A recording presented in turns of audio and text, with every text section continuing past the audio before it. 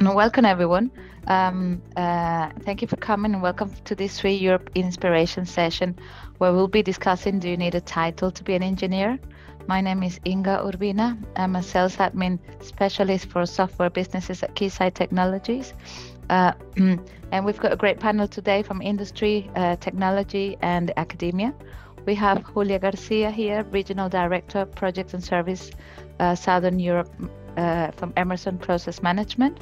We have Afia Chahoyo, hope I've said that well, VP of Engineering and Technical Program Management from Onfidio. And we have Rochelle Wimmer. She's a senior lecturer from Fachhochschule Salzburg University of Applied Sciences. To learn more about the panel and the background, you can refer to the link that is now being in the chat. And as we go through the conversation, just feel free to share your comments and experiences in the chat. And after the panel discussion, we'll move to breakout rooms so you can exchange your ideas with one another. So as an icebreaker, I want to start first discussing what is actually considered an engineer. I mean, there is a formal definition of what an engineer is, but do you have the same title and type of qualification in different countries and in your organizations? Yes, we can start with Julia, if you want to.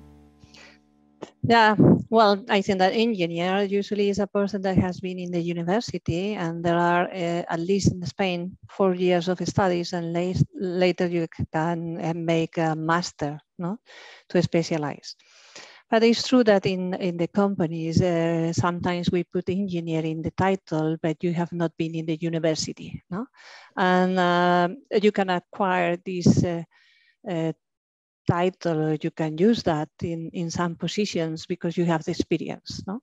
It's not only that when you go to the university, you have the capacity and you have demonstrated that, but also I think that during years of experience, you can have this title. And in the companies, we use the engineer, but maybe the person is not an engineer. Could happen. And Afia, how is it at Onfidio? Yeah, I think I'm based in the UK, so I'll actually just speak from a UK perspective, and it's so interesting because it's actually used in so many different spaces and so many different industries, and the term is really broad and really loose here. So somebody who may come and sort out the wiring in my home or even my internet would be, you know, an engineer, like a network engineer to come and sort out something in my home because they technically solve the issue that I may be having or it need to be implemented. And then you have the same definition used, as Julia said, from someone who went to university for 4 years and studied maybe even something that's very theoretical, maybe an engineer, and you have everything in between. So it's a very catch-all term in the UK, and I've seen it being used differently. I've worked in different industries and worked in manufacturing, and the engineers were those who were managing the machines and the operating the machines. And then I was kind of looked at as an academic engineer, someone who went to school and studied engineering, and then moving into e-commerce and software. You know, that's a different scope of engineering, and many people are self-taught. We hire people who taught themselves to code and program themselves or gone to a boot camp, and they would have the title potentially software engineer.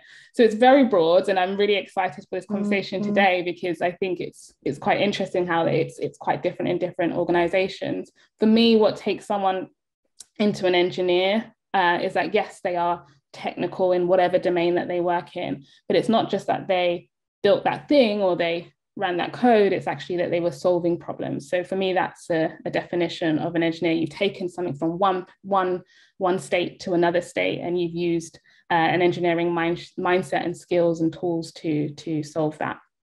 And Rochelle, from the academic perspective, I think it's quite squared, or how do you see it?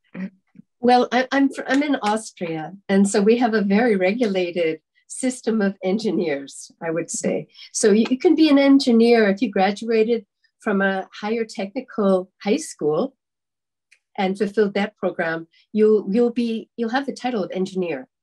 Then, if you do an academic degree with a graduate degree, a master's degree, then you'll become a diploma engineer. means that this is another category of engineering. But there are also engineers who have done apprenticeships and have become masters in their technical specialty. And so they are also engineers.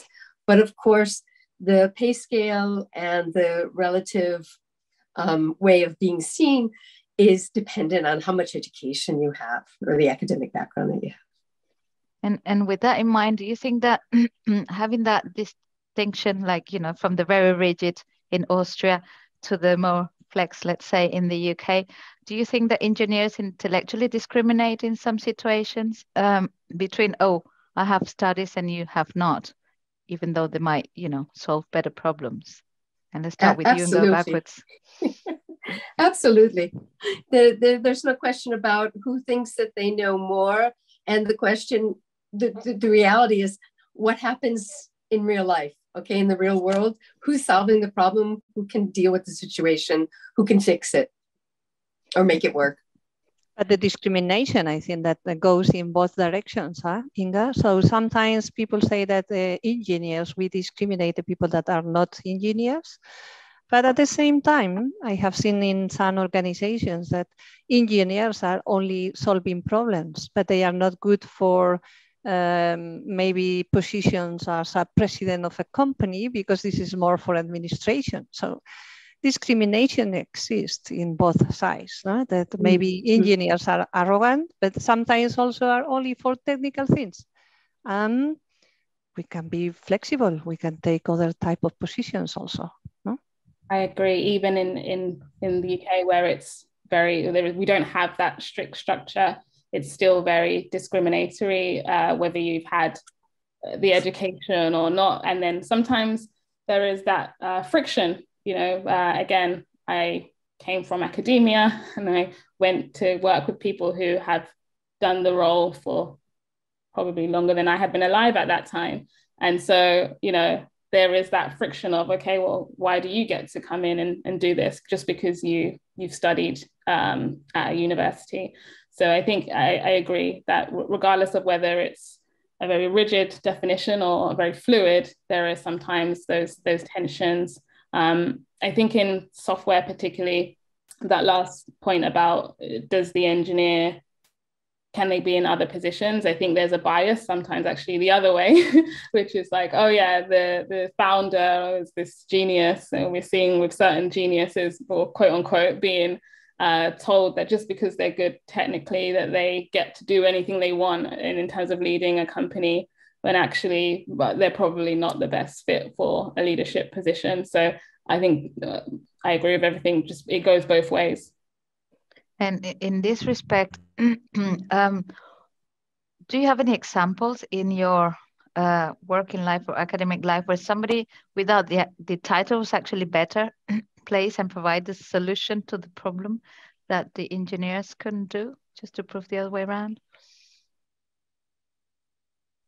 Well, I have a couple of examples in my experience. No? I work in a company that maybe 80% of the people are engineers, no?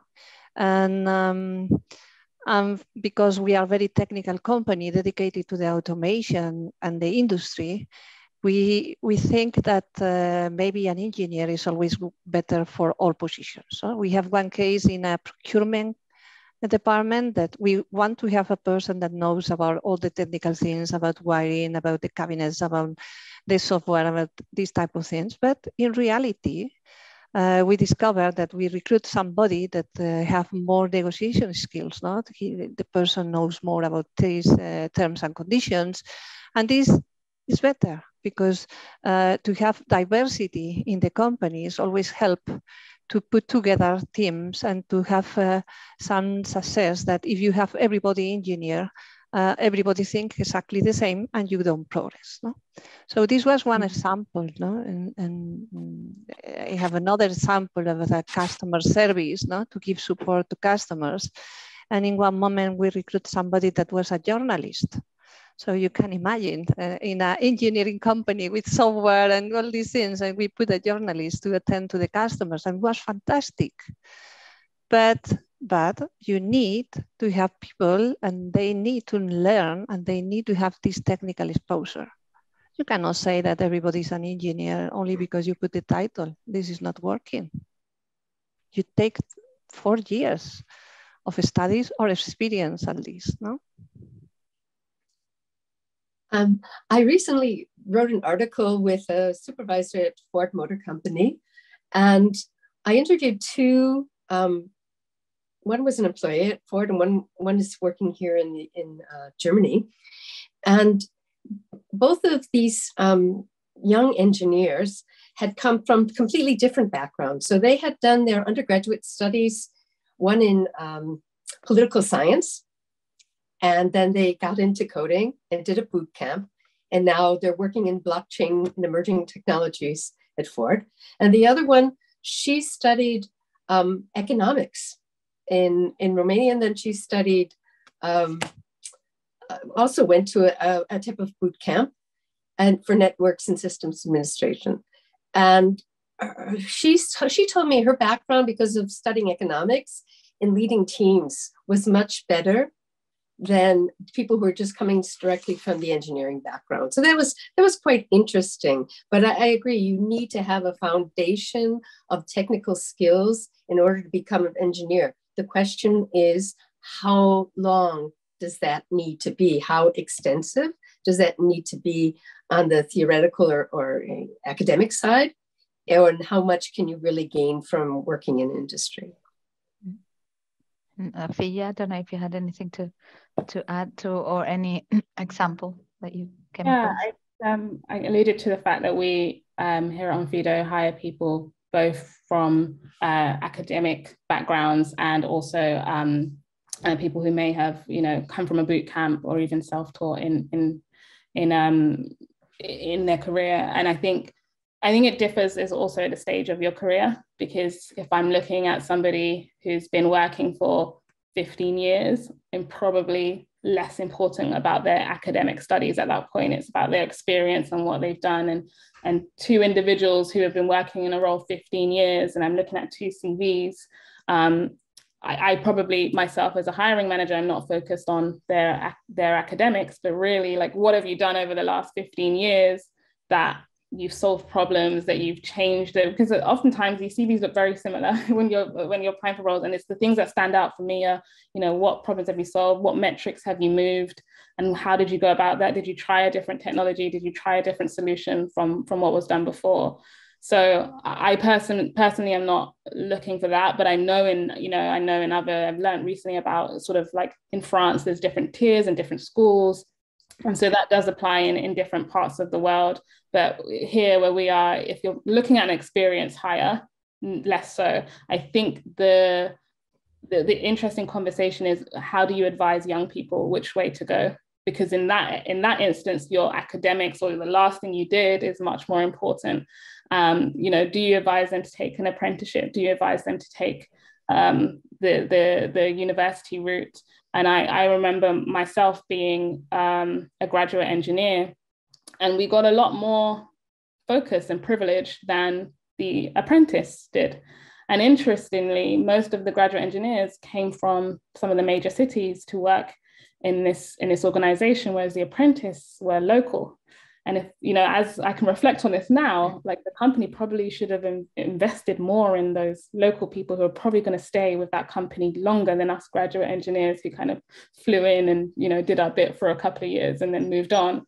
So that was an interesting thing, because they were also doing engineering projects, and so were we, but we came from a different route. And I think that's changing a little bit. My brother, he's done a degree apprenticeship, so you get the best of both worlds, that hands-on experience through, as well as your qualification. And I think unfortunately there is still a bias to have the qualification. So I think if you're a young person, if you can have something that gives you both, then it's important. But I think later on in your career is probably less important. And you brought up sorry, go on. Sorry, Inga, what I say is that, what Afia says is that when you have a level of experience, I can understand that you look at different things, no? 15 years later that you have been working in the engineering area, you don't pay attention to the academic, no? But one thing is that when you are very senior, another thing is when you are young, no? When you go through the academic, at the moment that you have the certificate, you are an engineer and you have demonstrated that you are an engineer, no?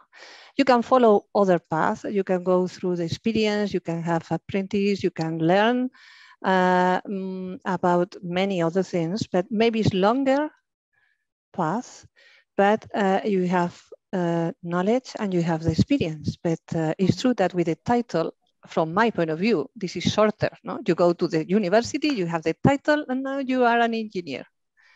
If you choose the other one, maybe it's good, but it's longer.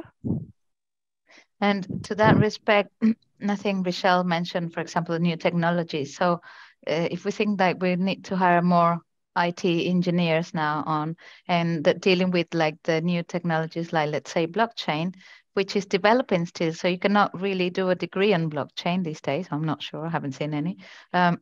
So how do you keep up like the academia with this pace of innovation today? Because, you know, maybe tomorrow there's like 3 or 4 different coding that's come up and 2 more technologies. And is that a challenge? Where is this heading? How do you keep up? And the same with the companies. What do you do? Or would you rather, for something very specific, take somebody like, say, self-taught, and you forget about the engineering degree? Yeah, thanks. Well, I just want to mention one thing. Academic degrees are really useful for companies because it's a measure. You can easily evaluate the competency and skills of somebody because of their degrees, because they've been tested for years, right? And in order to achieve this level, they needed to pass those exams. So I think this is one of the great, benefits of the academic degree is you kind of know what you're getting at some range of values. As far as how well prepared and the content of what students are learning at the universities or what kind of research is going on, I think these are the main things. The question is, how can companies work well with academia so that their interests or the state-of-the-art research that's needed in industry is actually being produced, and that students or also researchers are, discovering or working in the areas that are needed to be developed for the future technologies that are needed in industry or the expectation, the desire, the direction they're going in. So the question for me, is always, what should that, what should that relationship look like now? So we have like a very historical relationship, right? And when the pace of technology was much slower, when these lead times were much longer. And now we have this rapid changes in technologies. So what do you do? How do you bring, industry and academia closer together, and the students themselves? What can we do to bring students more into a world that we cannot prepare them for at the university because we're not there yet? We are in a world that the innovation is so fast that even the people are studying things that maybe, or we need things in the companies that they are not studying yet, no? And there are different ways. I think that is quite important now, the collaboration between the companies and the universities, no? And there are different programs in each country. I suppose there are different ones. In Spain that I know, we have these internships that is mandatory in some of the careers that they make some time in the company. So they are exposed to the new technologies, to the innovation, no? In my company, for example, we have bootcamps that we take graduates directly from the university or in the last year of the university, and they go to our bootcamp for 6 weeks, and we expose them to the technology that we have, no? Also, new processes, agile processes, no? Sometimes we are executing projects and we don't know what we are going to do at the end, no? It's a process where you need to investigate. Sometimes products are not finished, and the engineers that we need in the future need to have a very open mind, no? Not only skills of engineering. We need to have people that are able to communicate, to speak with the customers, to speak with the and explore what are the needs, no? And to participate in workshops, in technical workshops. So other skills are required, not only the technical ones. And in this way, I think the academic and the universities should be prepared not only technical subjects, no? They need to complement with other type of subjects. And Afia, how do you? Yeah, go on. I agree. I think you know, going back some many years ago, and I did my internship, and it was probably one of the most valuable parts of my degree. And the way my university set it up was that it was actually part of your grade. So there was a collaboration between the company and my university on, you know, what I was going to work on and how that would contribute to my learning, but also exposing the company to new talent and vice versa. I mentioned my brother's degree apprenticeship. That's still a relatively new thing in the UK. They were very separate. You did apprenticeship or you did a degree. And the fact that this company will pay for you to study, will curate your week with the university, you know, it's a win-win for both the university and the company. So these are new initiatives that are coming. They're not obviously widespread, but they're definitely, you know, this is, you know, my brother did, you know, schooling at least 10 years after me. So you can see the differences. There's been an evolving of this, and there is that collaboration coming with particularly larger companies that have resources to do this. So I think that's improving, and that's one way in which you can prepare students for the world, and also for companies to get talent out of universities. And also, you know, lots of companies collaborate on research and support with PhD projects. So that's something that's been ongoing, and I see new models of that evolving. But I think in general, you have to be a lifelong learner. So even if you go to university, it doesn't end there. Yes, technology is evolving all the time, so you have to keep yourself up to date. So I think it's not always about, you know, your schooling being the exact technology that's hot right now. It's really about how do you give them the skills to be able to take on a new technology when it arrives. And, you know, I did my engineering degree in one domain. So I did material science and engineering. And whilst I'm not in a materials company anymore, I use the engineering mindset today within a software context. And if tomorrow I went into another type of engineering, I would still use that. And so, yes, the technology landscape has changed, but there are lots of principles and engineering methodologies that stay the same wherever you go. And it's just really interesting how you can see, like, oh yeah, that's just exactly the same as what you do on a production line, if you do on a you know, a software line. So it's like some things, a lot's changed, but a lot of things stay the same. There are still core principles. And now that you mentioned that, if I may just give an example, it just popped my mind when you say apply one to the other. I remember there is the longest bridge in France they had to cross over. They couldn't figure out how to make both ends meet because it was too long. And in the end, they hired somebody that came from this confectionery industry, so they make clothes. And he said, well, we'll just do it like the sewing machines. You know, we put one and we just advance it, and you know, that's, I suppose that's what becomes good when you change types. And so having said that, so what type of skills you look at somebody these days when you're hiring? Afia mentioned, well, what type of problems have you learned, but is there any other thing that you're not taught at engineering that people can go and maybe learn, or, you know, you're all taught there and then the rest is just by working or when you're hiring? I think you, by nature, when you're a student or when you're young, you actually are learning some of these skills. You know, you have to give presentations on your work. You have to work in group work. There was a lot of controversy in the UK around exams versus coursework. And I never understood that, because life is less about like exams and more like coursework, where you have to kind of have a project long term, and you work on it, you research, and you might share and collaborate. So there is more of what we do in the real world that is quite similar to what you do in schooling. And then it's very rare that I sit and take a test where I have to know the answer immediately. You know, I spend time and I can figure it out. So I think those are all really good skills. And you know, a lot of our engineers have to think about the customer. We just talked about that. They have to understand, well, what's the end of that value? Like I've delivered this thing, but like who's using it? Who is the user? They have to understand all of that, the commercial side. So if I build it in this way, is it efficient? Does it actually meet the minimum requirements of what we need? So there are lots of, I can see a comment, there are lots of like business skills, if you're going to be in the world of the work, that you need to be able to do. And I think it's also industries are becoming less tolerant of someone who's just brilliantly technically, but not able to work with people in a good way, or, you know, not able to communicate. That's not really acceptable as anymore of, you know, being just brilliantly technical, but then not being very great to work with. So I think those things are all important, but I think they are part of also how you have to operate when you're in school, or studying. Julia, any thoughts?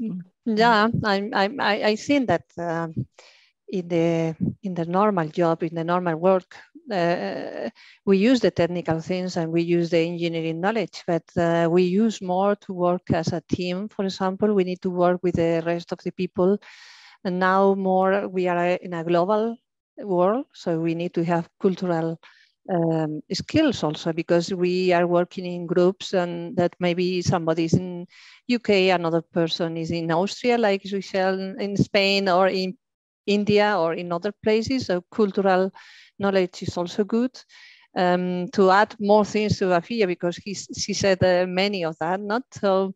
Business skills is also the objective. What is the goal? What is the empathy with the customer needs? No, what do you need to do?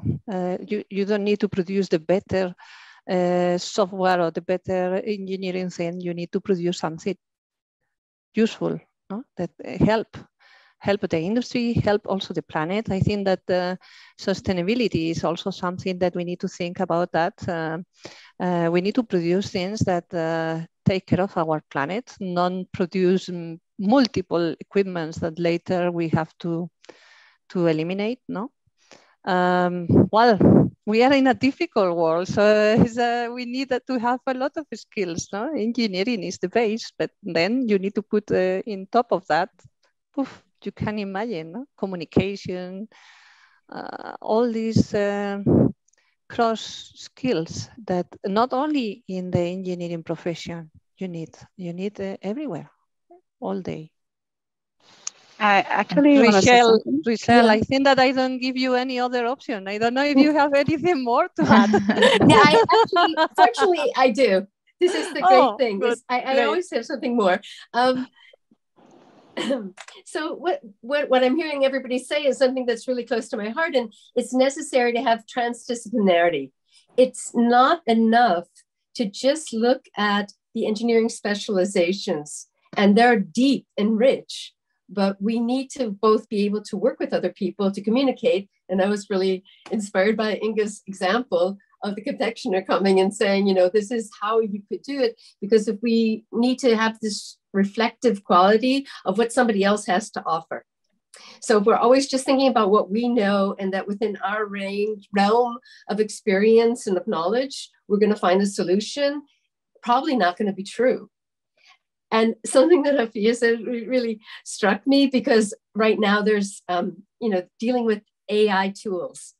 So right now there's something called ChatGPT, which will just self-generate, essays, and not always true. They totally self-generate information. So if these tools are available, then what's the human input? And also, one is this ability to critically think and determine whether these artificial machine learning tools are giving us the right answers, are giving appropriate answers. So being able to think, be able to critically review things. And then also, what do we add? What we add is how we work together. So exactly those kind of social communication skills, intercultural competencies, understanding people. is the level of, of humanness that, of course, AI cannot replicate, no matter how many dimensions of features it has. So if I'm hearing right on the consensus, the university or the studies give you the basic knowledge, but then you need to either bring or learn the hard way, or the soft way, all the different skills. But so would you think that, for example, I think Afia is in a more rapid pace environment, that if you have somebody with a lot of communication skills, they solve problem, blah, blah, blah, but they haven't studied anything in particular, but they're self-taught, are they totally valid and relevant, and you still hire them without having the title? Yeah, so we've had that, but there's lots of ways in which you can assess. So we have a technical interview where we give people a challenge, a very similar challenge to something that they may work on within the company. And so there's, regardless of whether you've been to university or not, like that's something that you would go through and do that challenge. And so you have to have the skills. You can't really blag that away. So yeah, there is a methodology that you have to go through to actually getting to that role.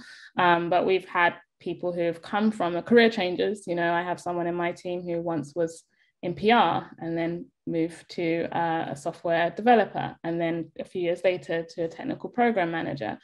And one of the things I remember speaking to this person about was like, you don't throw any of that away. Like that makes you different and it makes you great. Like, how would you build your software or your product differently if you knew you had to promote it? As a PR person, that was your job, to promote something that someone else built. So like, how do you make sure it's in, we talked about AI, like, and the issues of being interpretable and getting people to understand it who aren't maybe technical.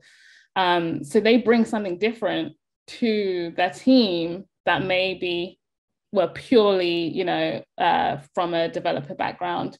So yeah, I think there's the diversity I think we talked about is really, really useful. And then there is also such diversity within engineering, right? As I mentioned, alluded to, I've come from a different engineering background to the one I'm currently working in. I think Julia similarly did chemical engineering, and then we were in different fields now. And even there, some people, like, you go into between different fields and they don't always respect each other. And we've all got similar degrees, but just, slightly different variants. So yeah, I think even with there's work to be done in terms of being open to what skills others can bring. And the point that Rochelle made, like if anyone wants to look up, it's called the Einstein effect. So it's when you kind of use the same tools that you've always used because that's what you know, and that's what they were probably struggling with the bridge, but actually someone else coming in, like from a different space and a different domain, can bring a different tool in a different perspective, and that's usually when innovation happens. This is what you need, diversity and inclusion in your teams. And Rochelle, any? Yeah, I was thinking about people who come from a completely different background and then end up in engineering. I mean, there's different phases in life, and I think especially for it happens with women who then made a career change after taking family time, and then all of a sudden you find yourself doing something different, or you just decide to change. I think this is even in the new generations of employees. People are more willing to change careers if they see that things aren't going well, or if they see that economically it's not the right place to be. And I think that that's a big change in industry, dealing with people who are stepping in, and then dealing with the people who I interviewed, the whole idea of the imposter syndrome. And engineers don't make it easy because we're such experts. Okay, so we studied this, we know this, and we've been doing this. And so it's a certain high level of certainty, and you project that. And so people who come from another space might not feel that they ever know enough. And so the people who've done things like boot camps and things like that have a lot of catch up to do in internally too. Yeah, and I like what you say that, you know, people might change careers. And one of my favorite example, I don't know if you know Lady Lamar, it rings a bell. She was an actress. I think she was German, and she was actually with the German during the Second World War. She was one of those wives that was with the Third Reich, whatever.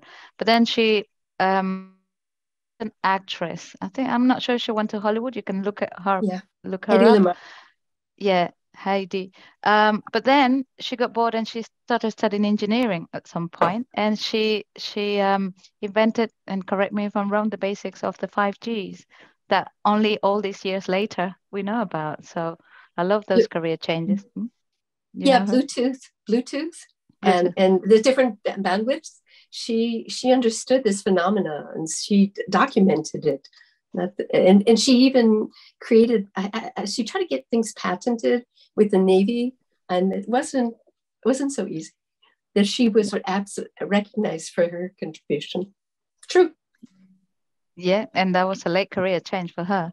So, and you know, there's a lot of inventors have had that, and not inventors, engineers, inventors, and even artists have had that story. So they've done many different things, and then later on in life, they've found their thing, and then they made a big discovery, or the best composer, or whatever it is. So this is actually very common in the people. We just see the kind of big breakthrough, but actually a lot of the time they've been in different areas, and they switched and they changed and they brought that together. And the book, The Range, talks quite a lot about different people who've had that. The genius always are genius, huh? and they can move to one place to another, and they brilliant always. So, but to make a change in your career is always risky. Huh? If you are an expert somewhere and you are in your comfort zone, and suddenly you decide to move to other places, it's a risky decision, huh? Not everybody. But there you have SWE here to support you in your career changes. Not to worry, we'll put you in the right path. And we actually, I think we changed last year. I'm in the Senate as well, and we changed about that. We not just cater for engineers strictly, but you know, we also cater for women in whatever life stage and career path they wish to take, whether out of engineering or into engineering, from whatever. So that's one thing. So we're coming up to the time, so we're going to have a breakout room later.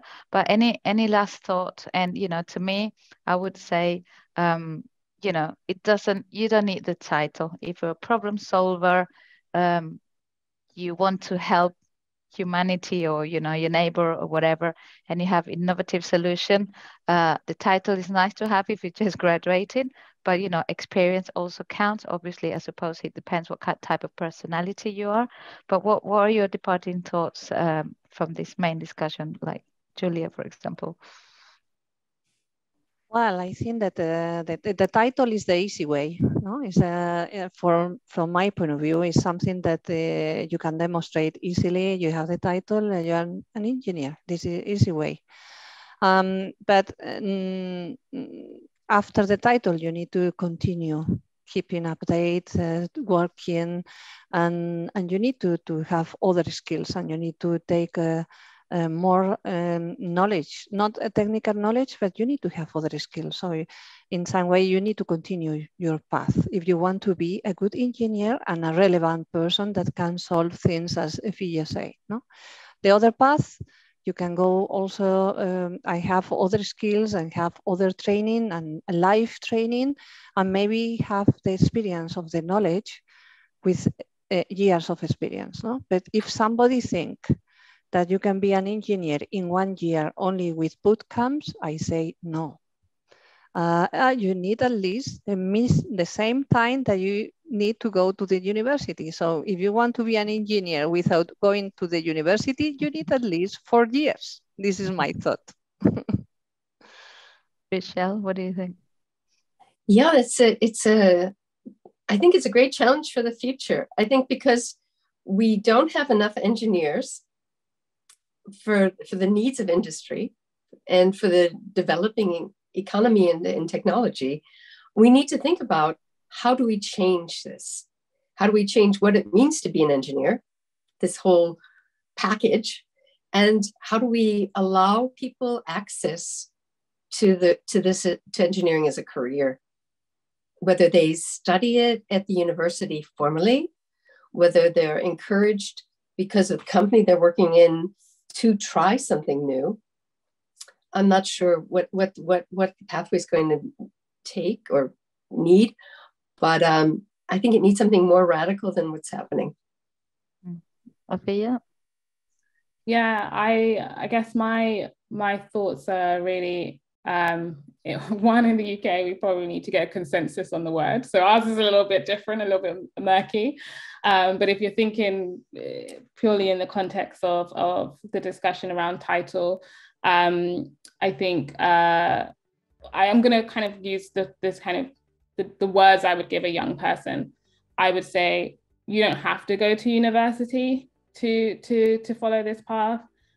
But if you do, it comes with, as Julia just says, you kind of have that foot in. And also you learn the skills you can take with you into any different place. So now that is kind of the advice I would give. It's like, if you know what you want to do and you know that engineering is for you, then try and get that qualification. What I would say is also is that the great way now is that you can do it alongside working or alongside some work experience. A couple of decades ago, or like 15 years ago when I did it, it was about doing a year out or doing an internship. But now you can do it as you're studying, as you're working with degree apprenticeships. So getting that real world experience will always make you more valuable than someone who's just purely academic. And vice versa, someone who's just got the experience but not the qualification. So if you're someone who can get both, then you're going to be way valuable than either someone who had the degree alone or just the training alone. So find a way you can get both, get the qualification and then get the experience. And then once you're in, continue to get the qualifications and continue to get the experience. So yeah, that would be my parting thoughts.